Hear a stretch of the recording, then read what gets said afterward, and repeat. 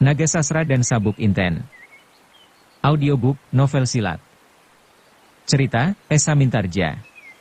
Bab 63.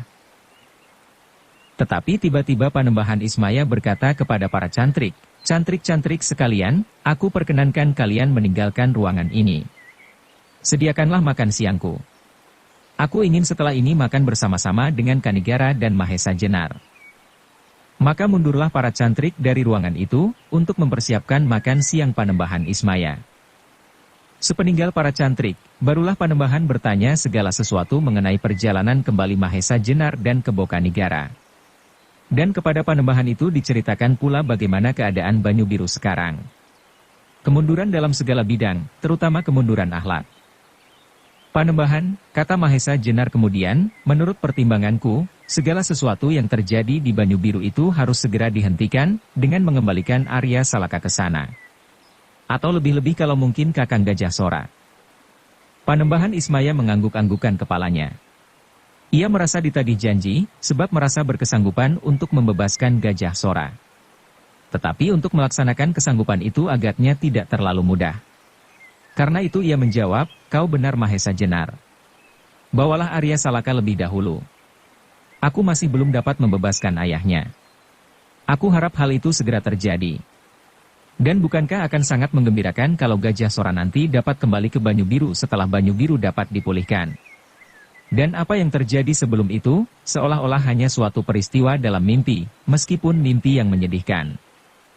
Mahesa Jenar masih merenungkan masalah-masalah yang akan dihadapinya.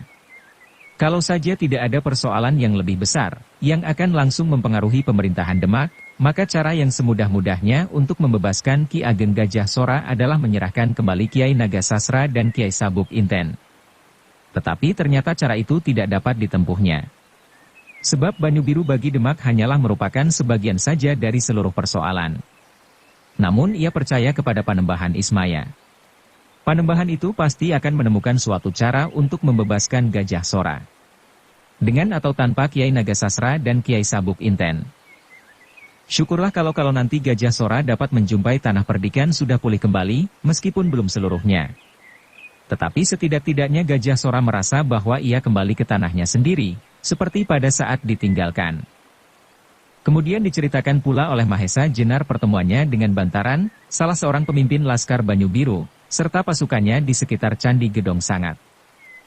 Akhirnya Panembahan Ismaya menyetujui permintaan Mahesa Jenar untuk mengajak Kanigara serta dalam usahanya mengembalikan Banyu Biru ke dalam tangan Arya Salaka. Sebab tanpa orang-orang yang lebih tua itu, Arya Salaka tidak akan mampu melakukan pekerjaan berat itu. "Tetapi kau jangan terlalu tergesa-gesa, Mahesa Jenar," Panembahan Ismaya menasihati, "sebab apa yang akan dilakukan oleh Arya Salaka adalah pekerjaan yang sulit. Mula-mula kau harus berusaha untuk menjelaskan masalahnya tanpa pertumpahan darah. Kau dapat membawa laskar yang dipimpin Bantaran hanya untuk membuat keadaan seimbang, supaya keseimbangan itu diperhitungkan pula oleh Lembu Sora. Sebab apabila ia hanya berhadapan dengan kalian berdua beserta Arya Salaka, maka mereka pasti akan berkeras kepala.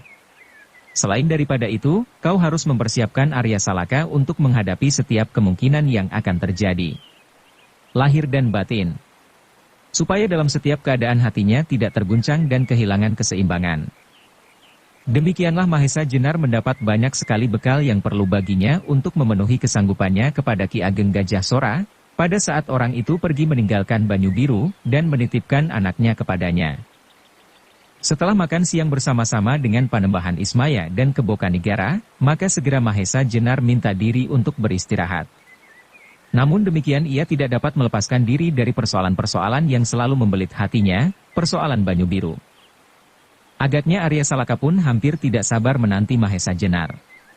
Ketika ia melihat gurunya itu datang, segera ia bertanya, apakah Panembahan Ismaya marah kepadanya. Dengan tersenyum Mahesa Jenar menjawab, "Panembahan bukanlah orang yang dapat marah. Apakah kau pernah melihat Panembahan marah?" Arya menggeleng, tetapi ia menjawab, "Aku selalu cemas bahwa Panembahan akan marah untuk pertama kalinya kepada Paman dan Paman Kanigara." Mahesa Jenar tertawa kecil. Kemudian sahutnya, "Tidak. Panembahan tidak marah. Ia hanya memberi aku dan Kakang Kanigara nasihat. Dan nasihat-nasihat itu akan sangat berguna bagiku dan Kakang Kanigara. Sejak saat itu Mahesa Jenar mencoba untuk memberi penjelasan kepada Arya Salaka untuk melengkapi pengetahuannya tentang keadaan sebenarnya yang terjadi di Banyu Biru. Karena Arya Salaka sekarang menurut anggapan Mahesa Jenar telah cukup siap untuk mengetahui segala-galanya, maka Mahesa Jenar kini tidak lagi menyembunyikan sesuatu. Juga dijelaskan apa yang sekarang terjadi kalau keadaan yang demikian dibiarkan berlarut-larut. Arya Salaka mendengarkan semua penjelasan itu dengan menekan dada. Ia telah dapat merasakan betapa jeleknya keadaan Banyu Biru sepeninggal ayahnya. Hampir setiap malam ia duduk bercakap-cakap dengan Mahesa Jenar, yang kadang-kadang ditemani Kebo Kanigara, Rara Wilis dan Endang Widuri. Apa yang mereka percakapkan selalu berkisar pada masalah Banyu Biru. Apalagi kalau Wanamerta berkesempatan untuk ikut serta berbicara. Banyak sekali cerita yang dapat membakar dada Arya Salaka. Sebagai orang tertua, yang pada saat Gajah Sora meninggalkan Banyu Biru menerima tanda pemerintahan pusaka Kiai Bancak, dan yang selanjutnya kehadirannya di Banyu Biru oleh Ki Ageng Lembu Sora sama sekali tidak diperhitungkan, bahkan disingkirkan dengan satu cara yang keji, ia benar-benar sakit hati.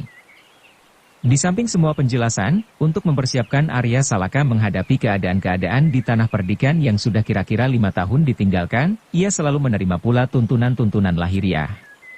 Setiap hari ia masih harus berlatih sekeras-kerasnya. Menambah pengetahuan tata pertempuran dan olah senjata. Dalam keadaan yang demikian, terasalah betapa perkembangan jasmaniah Arya Salaka menjadi bertambah cepat setelah orang aneh yang mengenakan jubah memijiti hampir seluruh tubuhnya pada suatu malam. Setelah ia bertempur melawan Sawung Sariti. Untunglah bahwa di bukit kecil itu ia mempunyai banyak kawan berlatih. Endang Widuri yang memiliki cabang keturunan ilmu yang sama dengan ilmunya. Rara Wilis dari perguruan Pandan Alas. Serta Mahesa Jenar dan Kebo Kanigara. Meskipun sebenarnya Arya Salaka kadang-kadang bertanya di dalam hati tentang persamaan yang sedemikian dekatnya antara Kebo Kanigara dengan gurunya, Mahesa Jenar, namun pertanyaan itu tetap disimpannya.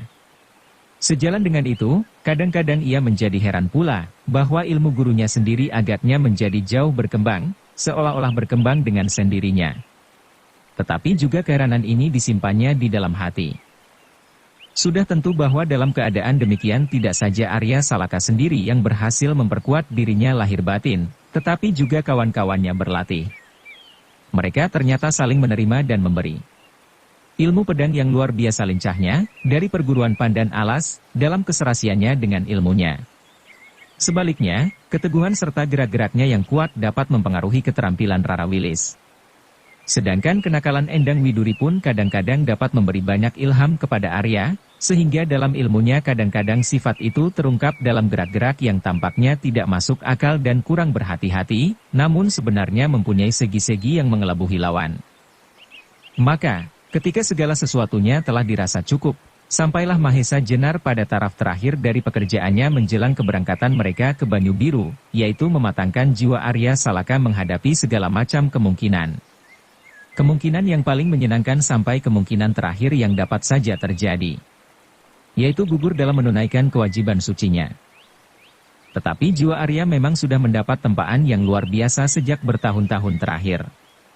Kesulitan hidup yang hampir setiap hari dijalani, sulit lahir batin, adalah bekal yang baik dalam pekerjaannya itu.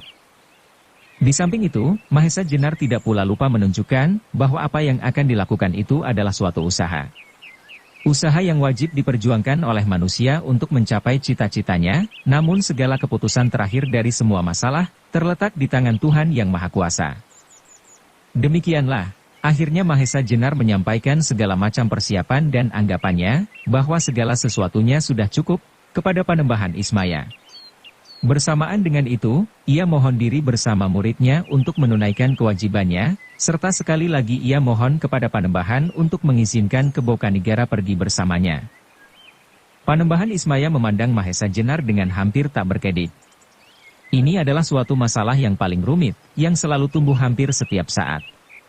Alangkah menyedihkan, bahwa seseorang melakukan persiapan sampai seteliti-telitinya untuk melakukan tindakan kekerasan. Padahal, seharusnya setiap bentuk kekerasan pasti harus ditentang.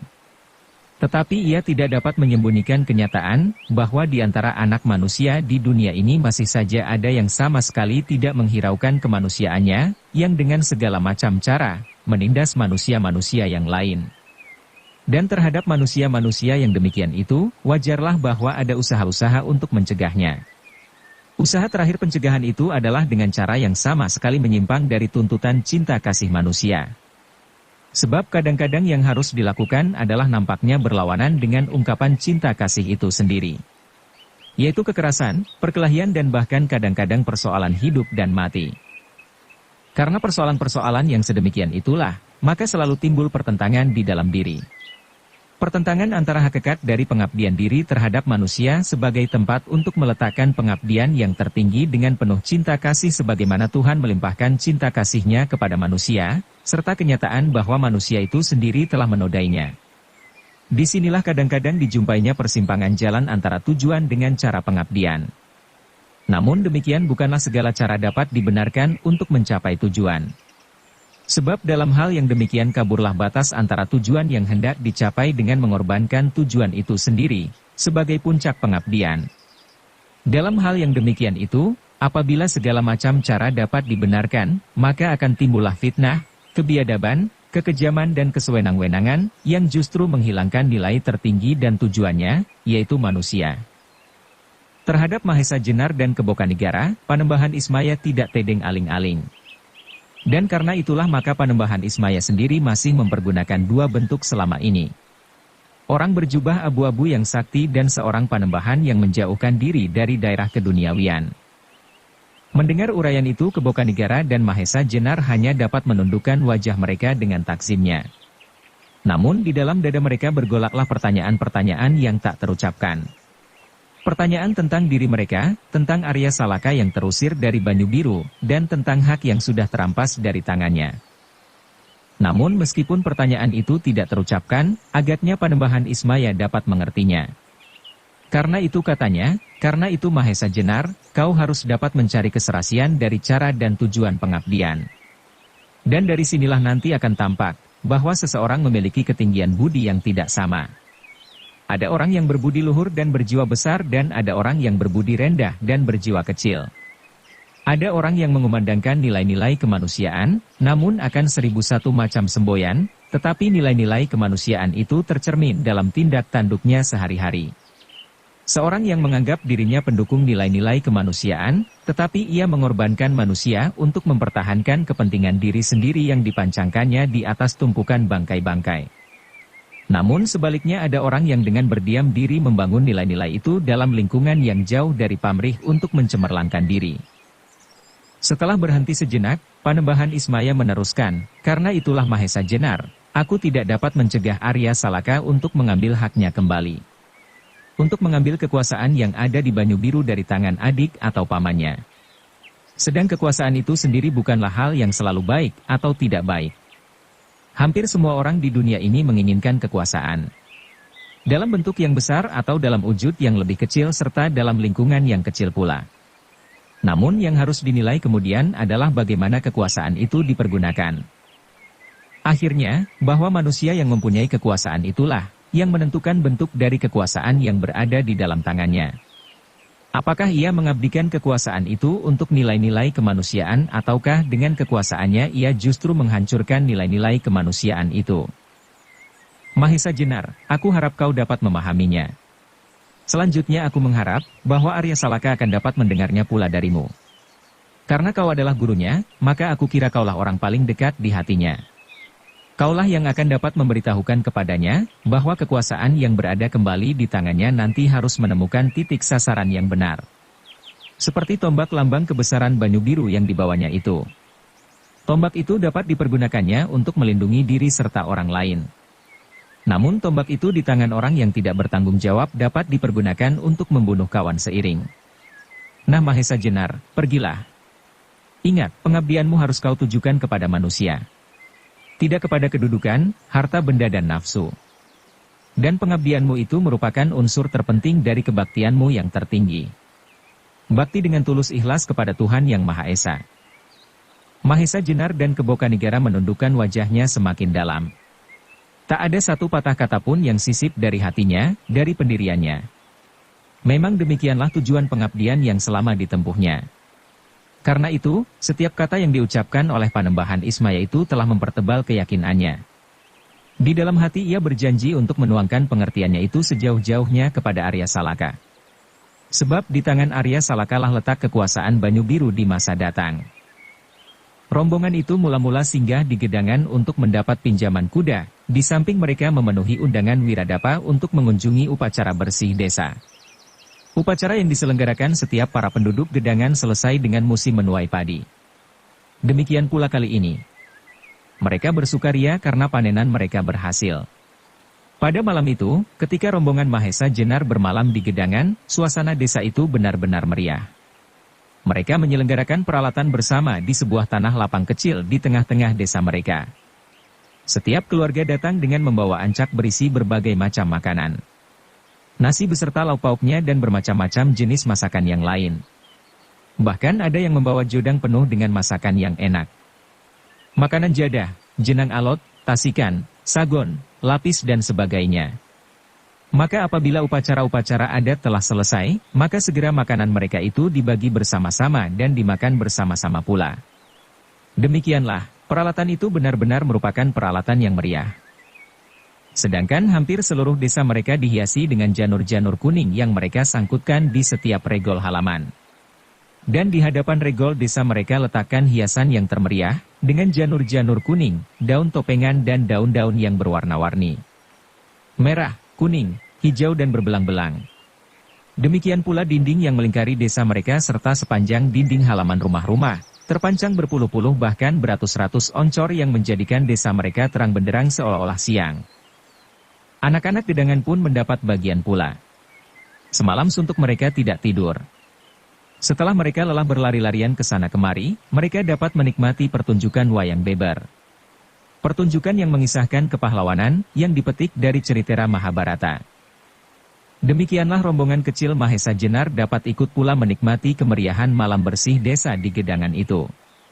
Mereka ikut serta bergembira bersama-sama penduduk Gedangan dan kemudian ikut serta dengan mereka mengunjungi pertemuan di pendapat kelurahan serta menikmati upacara tari-tarian sebagai pernyataan terima kasih pula atas panenan mereka yang berhasil. Tetapi dalam pada itu, Arya Salaka menjadi semakin terenyuh di dalam hati. Teringatlah segala kemeriahan upacara di tanah perdikan Banyu Biru pada masa kecilnya. Pada masa ayahnya masih memimpin tanah itu. Dan karena itulah tekadnya menjadi semakin bulat. Ia harus mendapatkan kembali tanah itu. Ia berjanji di dalam hatinya, apabila ia harus mewakili ayahnya dalam pemerintahan tanah perdikan itu, yang dilakukannya harus menguntungkan rakyatnya. Membina kembali Banyu Biru dalam segala seginya. Dan ia harus dapat menjadikan Banyu Biru sebagai idaman ayahnya. Menjadikan Banyu Biru Gemah Ripah Loh Jinawi Kertara Harja. Di mana setiap orang dapat menikmati kesuburan tanah kampung halamannya, di mana setiap orang dapat menikmati cerahnya matahari dan bulatnya bulan di malam hari. Menikmati ketentraman hidup dan tanpa kegelisahan menjelang hari tuanya. Cukup sandang, cukup pangan. Sejahtera lahir dan batin. Maka, setelah mereka bermalam 2 malam di Gedangan, rombongan kecil itu melanjutkan perjalanan.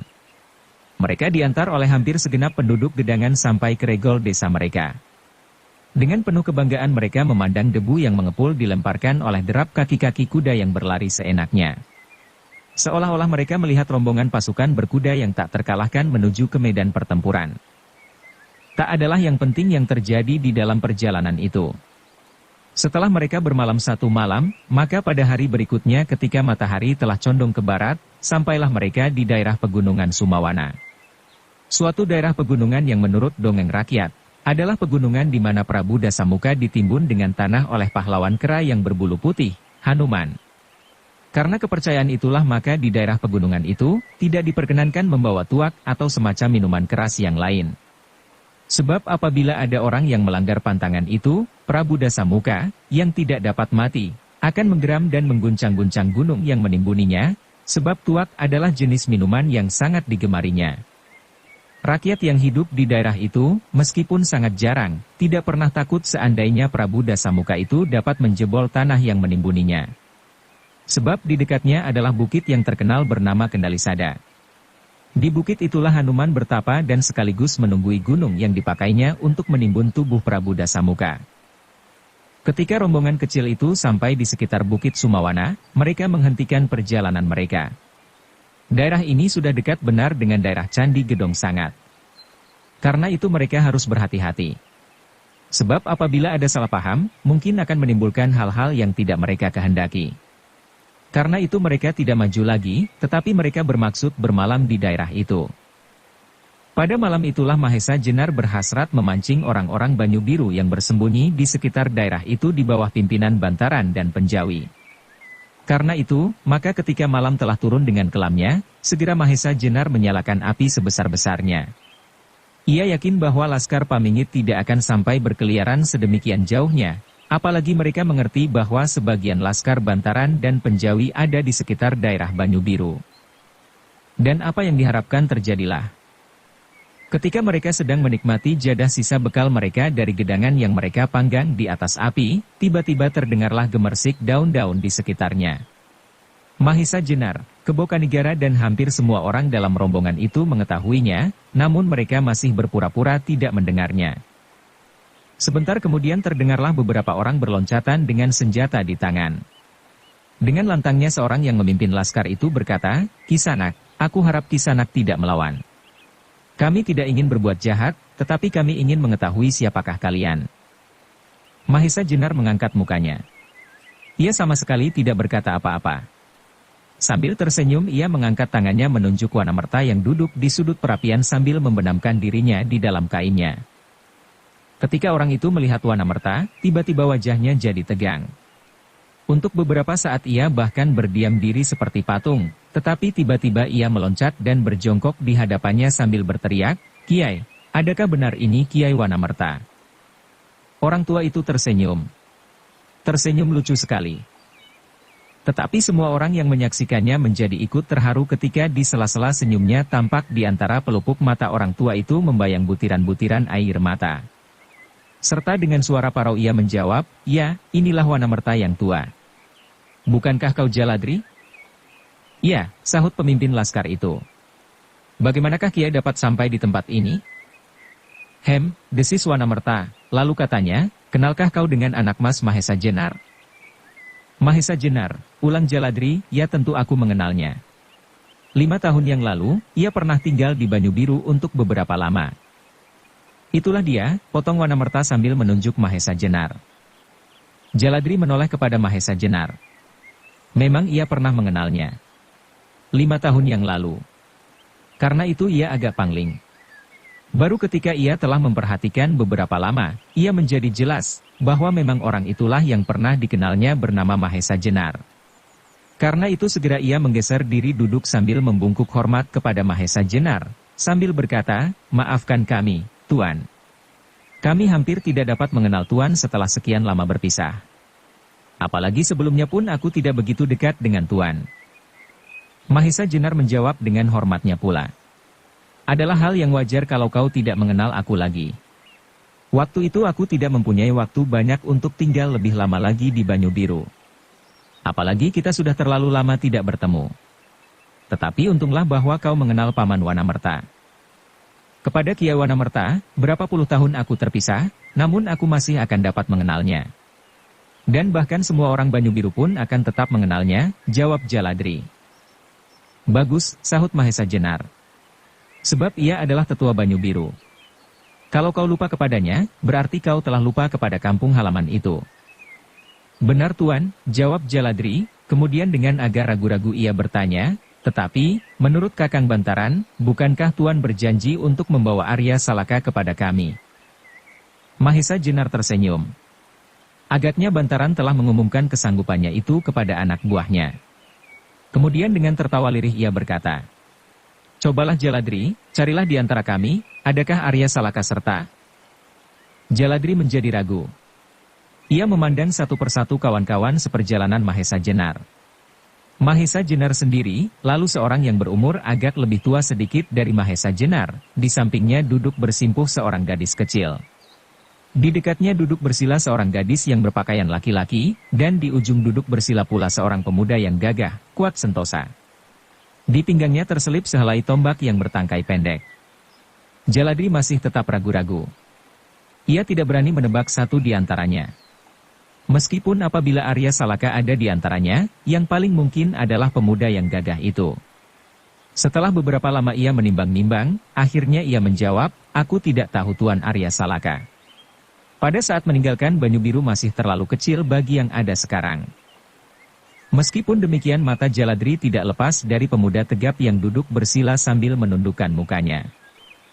Mahesa Jenar tertawa pendek, demikian pula Kebokanegara. Tetapi dengan demikian, Rara Wilis, Widuri, Wanamerta, dan bahkan Arya Salaka sendiri. Jaladri mempunyai dugaan yang benar. Meskipun demikian Mahesa Jenar tidak segera membenarkan dugaan itu. Dengan tegak berdiri ia berkata, "Jaladri, antarkanlah kami sekarang kepada Bantaran." "Baik Tuan," jawab Jaladri cepat, seperti demikian saja meloncat dari mulutnya. Kemudian Mahesa Jenar berkata kepada Wanamerta, Kebokanegara dan kawan-kawan seperjalanannya. "Marilah, kita selesaikan perjalanan kita yang tinggal beberapa langkah saja." Semuanya segera mempersiapkan diri mereka pula. Dan sesaat kemudian mereka meneruskan perjalanan yang sudah tidak jauh lagi. Jaladri lebih dahulu telah mengirimkan 2 orangnya untuk mendahului dan memberitahukan kedatangan Mahesa Jenar, agar Bantaran dapat mempersiapkan sambutan sekadarnya.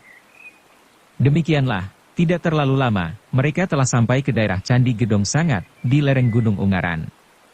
Oleh Jaladri, mereka dibawa menyusup ke sebuah hutan yang tidak terlalu lebat. Di dalam hutan yang tipis itu terdapatlah sebuah barak besar dikelilingi beberapa barak kecil. Itulah perkemahan Laskar Banyu Biru yang dipimpin oleh Bantaran dan Penjawi.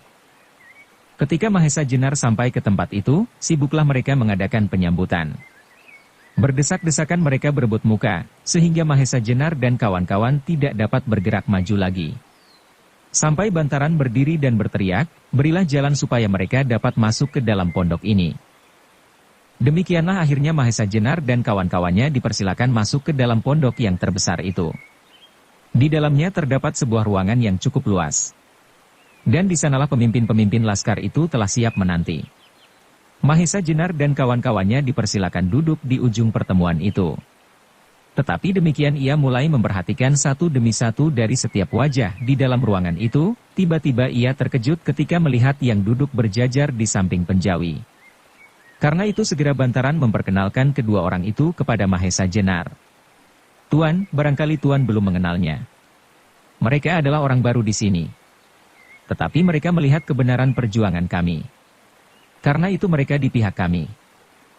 Tiba-tiba meloncatlah dari mulut Mahesa Jenar sapaan yang akrab, "Kakang Mantingan dan Wirasaba, adakah kalian telah lama berada di tempat ini?"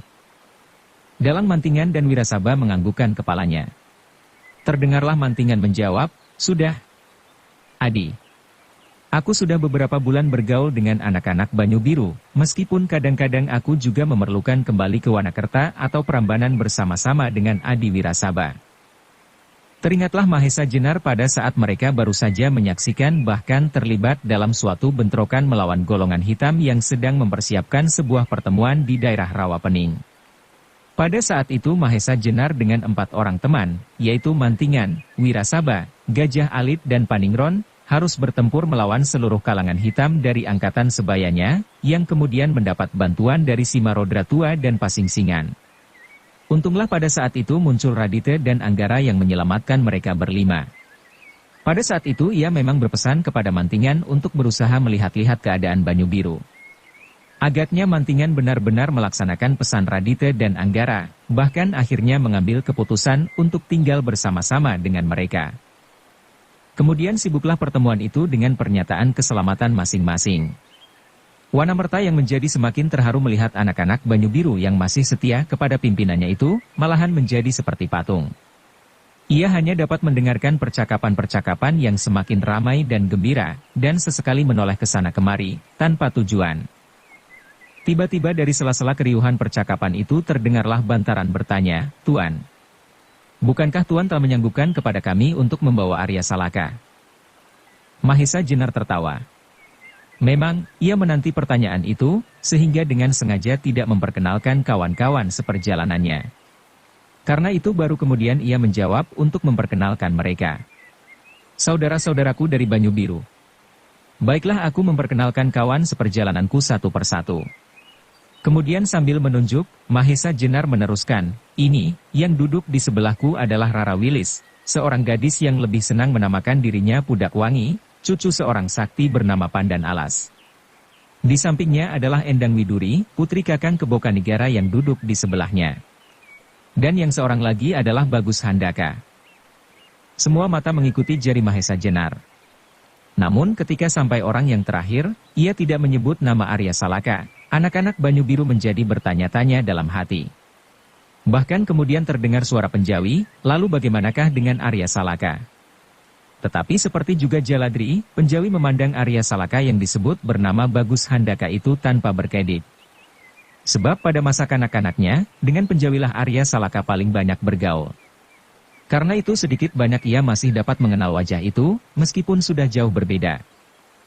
Mahesa Jenar tidak menjawab, ia hanya tertawa kecil. Dan karena itulah maka penjawi tidak menunggu lebih lama lagi. Dengan cepatnya ia berjalan jongkok ke arah Arya Salaka dan dengan suara parau ia berkata hampir berteriak sambil memukul-mukul lengan Arya yang sudah menjadi sekeras baja itu. Arya, alangkah mengagumkan kau. Benar-benar kau telah menjadi seekor banteng muda yang luar biasa kuatnya. Ah, alangkah malunya aku, yang semakin lama menjadi semakin kering. Bersamaan dengan itu tiba-tiba, hampir meledaklah suara membahana, Arya Salaka telah datang, Arya Salaka telah datang. Kemudian tampaklah laskar Banyu Biru itu berdesak-desakan di pintu pondok sehingga pintu itu seolah-olah akan mereka tumbangkan karena menghalang-halangi mereka yang ingin melihat kehadiran Arya Salaka di antara mereka. Semua yang menyaksikan peristiwa itu menjadi sangat terharu. Bahkan Rara Wilis sampai menekan dadanya karena tiba-tiba terasa sesuatu menyumbat kerongkongannya. Sedang Endang Widuri tiba-tiba menjadi sangat bangga. Ia tidak tahu kenapa perasaan itu begitu saja tumbuh di dalam dadanya, seolah-olah dirinya lah yang mendapat sambutan sedemikian hangatnya. Mahesa Jenar dan Kebokanigara, meskipun tidak kalah terharu, namun mereka berdua telah dapat mengendalikan perasaan mereka, sehingga mereka tetap duduk dengan tenang. Yang paling tidak dapat mengendalikan perasaannya adalah Wanamerta. Dalam kesempatan itu, ia merasa bahwa seolah-olah ia telah sampai pada puncak kebahagiaan. Bahkan dengan serta-merta terlontar kata-kata dari mulutnya, aku tidak keberatan seandainya sekarang juga aku mati, sebab aku telah menyaksikan Angger Arya Salaka kembali kepada anak-anak Banyu Biru yang setia kepada kebenaran atas hak pada tanah mereka. Sedang Arya Salaka sendiri malah menjadi bingung. Ia biasa hidup seperti seekor burung yang bebas lepas di udara, yang seolah-olah tidak mempunyai suatu ikatan apapun. Ia tidak biasa menerima pujian dan sanjungan. Apalagi sikap memanjakan diri. Dan sekarang tiba-tiba terdengarlah teriakan-teriakan nyaring di dalam maupun di luar ruangan itu menyebut namanya. Memuji-mujinya dan bahkan ada di antaranya yang mengaguminya, seolah-olah dirinya menjadi seorang pahlawan yang baru memenangkan perang. Karena itulah maka tubuhnya menjadi gemetar. Wajahnya bertambah lama bertambah pucat, dan keringat dingin telah memenuhi seluruh tubuhnya. Mahesa Jenar yang bijaksana dapat merasakan keadaan itu. Karena itu segera ia berkata keras-keras, untuk mengatasi segenap keriuhan itu. Saudara-saudara rakyat Banyu Biru yang setia. Atas nama Arya Salaka, aku ucapkan terima kasih atas sambutan kalian. Tetapi aku minta janganlah kalian menyambut kedatangannya dengan berlebih-lebihan. Sebab sikap yang demikian akan besar pengaruhnya, meskipun aku yakin akan keteguhan hati Arya Salaka, namun bersikaplah sewajarnya. Dengan demikian, segala sesuatu akan berlangsung dengan wajar pula. Tanpa berlebih-lebihan, tanpa pengaburan atas nilai yang sebenarnya. Dengan demikian saudara-saudara tidak akan mudah menjadi kecewa apabila ada hal-hal yang tidak seperti saudara harapkan. Suara Mahesa Jenar itu ternyata dapat menenangkan suasana di dalam ruangan itu, namun di luar ruangan masih saja terjadi keributan dan teriakan-teriakan. Mereka agaknya tidak puas sebelum dapat memandang wajah anak kepala daerah mereka yang telah mereka anggap hilang itu. Karena itu mereka masih saja berusaha untuk dapat berdiri di pintu. Dengan demikian akhirnya Mahesa Jenar merasa perlu untuk menenangkan mereka dengan membawa Arya Salaka keluar. Maka berkatalah ia kepada Bantaran dan Penjawi, biarlah Arya Salaka berdiri di depan pintu sebentar, agar mereka menjadi puas. Bantaran dan Penjawi menyetujui, serta mempersilakan Arya Salaka untuk berdiri sebentar, menerima sambutan dari rakyat. Maka berkatalah Mahesa Jenar kepada Arya Salaka, marilah kita berdiri di muka pintu itu sebentar Arya Salaka, dan berkatalah sepatah dua patah kata kepada rakyatmu. Arya Salaka menjadi semakin gelisah. Ia lebih tenang pada saat ia berhadapan dengan Uling Kuning dan Uling Putih daripada waktu itu. Dengan tergagap ia menjawab, paman sajalah yang berbicara kepada mereka, atau Kakang Penjawi. Mahesa Jenar tersenyum, katanya, mereka tidak akan mau mendengarkan siapa saja yang akan berbicara selain kau. Keringat Arya Salaka semakin banyak mengalir. Tetapi ia tidak dapat membantah lagi ketika Mahesa Jenar kemudian berdiri dan menarik tangannya. Dengan jantung yang berdegupan Arya Salaka digandeng oleh Mahesa Jenar berjalan ke arah pintu diikuti oleh Penjawi, Bantaran, Kebokanigara, Rara Wilis dan Widuri. Ketika Arya muncul di muka pintu, meledaklah tepuk tangan riuh, dibarengi dengan teriakan-teriakan yang menyebut-nyebut nama anak kepala daerah Perdikan Banyu Biru itu.